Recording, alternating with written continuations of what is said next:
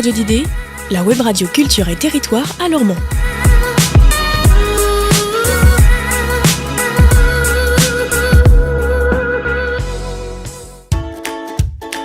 À l'assaut, l'émission des associations.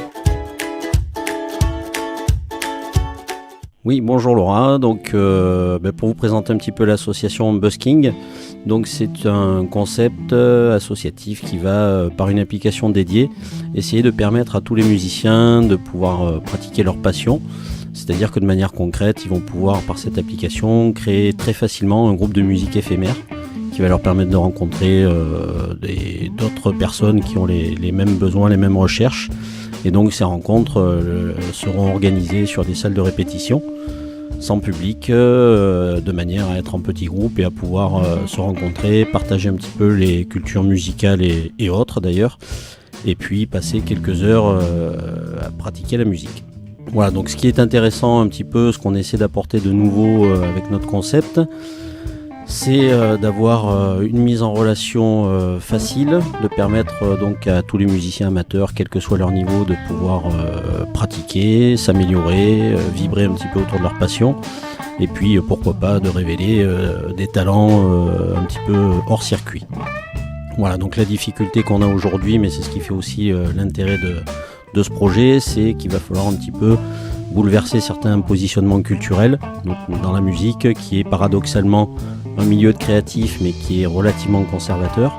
Donc on a aujourd'hui, on va dire, deux grands types de personnes dans la musique. Il y a le musicien qui a choisi de vivre pour et par la musique, et éventuellement de la musique si l'occasion se présente, qui fait des concerts, qui fait tout un tas de choses déjà.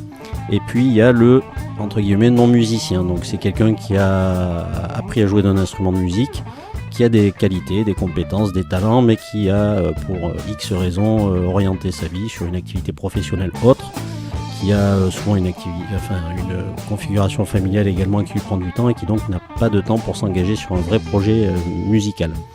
Donc le but, c'est de permettre à ces personnes-là de se rapprocher et de créer vraiment un mouvement collectif avec une création de liens sociaux autour de la musique. À savoir qu'en France, quand même, sur 7,5 millions de gens qui ont appris à jouer d'un instrument de musique, il y a à peu près 5 millions de gens qui ont arrêté, faute de pouvoir pratiquer facilement. Voilà un petit peu nos objectifs. Donc par rapport à ce challenge culturel, on a pris l'option, donc avec la petite équipe qui s'est un petit peu étoffée au fur et à mesure de l'avancée du projet, de démarrer en concentrant nos efforts vraiment sur la ville de Bordeaux. Donc une ville de Bordeaux qui est, on va dire, un petit peu sous le feu des projecteurs actuellement, où il y a une grande mixité et puis beaucoup de gens qui arrivent de l'extérieur. Donc la musique, c'est quand même un vecteur de contact social essentiel. Donc on axe nos efforts essentiellement sur Bordeaux, le but étant de créer vraiment un mouvement collectif.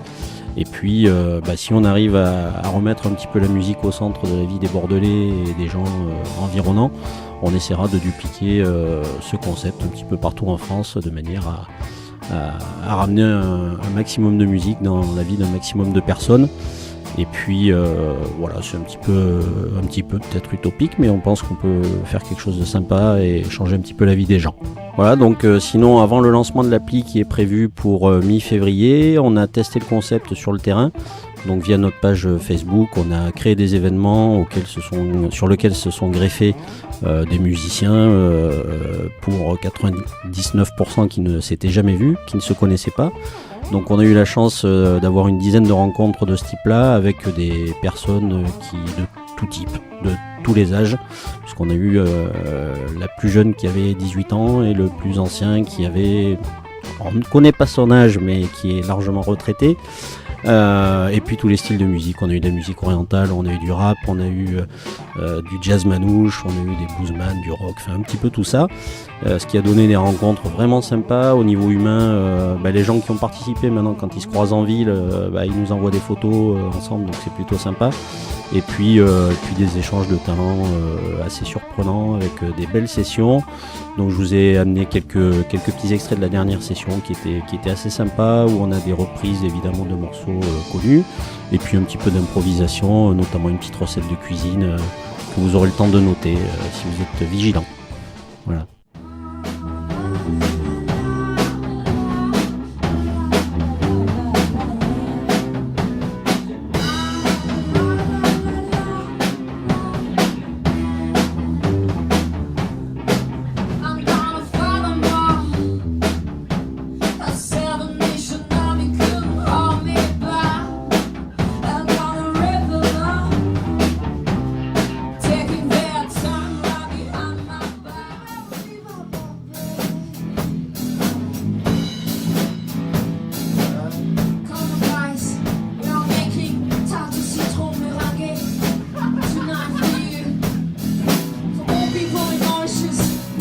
Improvise song, a song for you, spécial dédicace.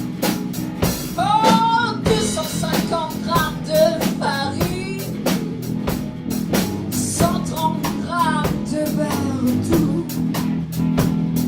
70 grammes de sucre semou, de jaune d'œuf. On n'oublie pas les 5 centilitres d'eau et une pincée de sel. Toutes nos actualités sur radio-didée.fr, Facebook et YouTube.